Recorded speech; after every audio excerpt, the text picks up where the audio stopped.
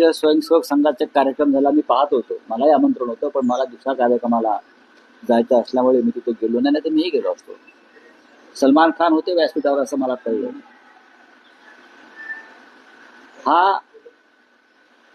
हे सलमान खानचं स्वागत होतं, एक फार मोठा बॉलिवूड स्टार गर्दी जमवायला, की संघामध्ये यापुढे मुस्लिमांनाही खुलं आमंत्रण आहे. हे फक्त सलमान खान या नटाला आमंत्रण होतं व्यासपीठावर, की संघ शाखांवर यापुढे मुस्लिमांनाही प्रवेश आणि त्यांचं स्वागत आहे का, हे जर मोहनराव भागवतांनी स्पष्ट केलं असतं तर अधिक योग्य झालं असतं. कारण ज्या पद्धतीनं हिंदू मुसलमान असा एक द्वेष आणि सूडपूर्ण असा प्रचार गेल्या काही काळापासून केला जातो, त्याच्यामध्ये संघही सामील आहे.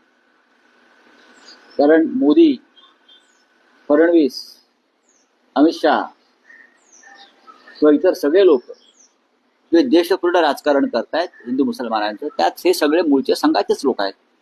त्याच्यामुळे सलमान खान वगैरे इतर अनेक कलाकारांना आपण जे घेतलं आपल्या व्यासपीठावर, माझा एक प्रश्न आहे, हे सलमान खान पुरतं मर्यादित होतं, तो एक मोठा कलाकार आहे आणि लोकांना दाखवावं की सलमान खान सुद्धा आमच्या व्यासपीठावरती आला.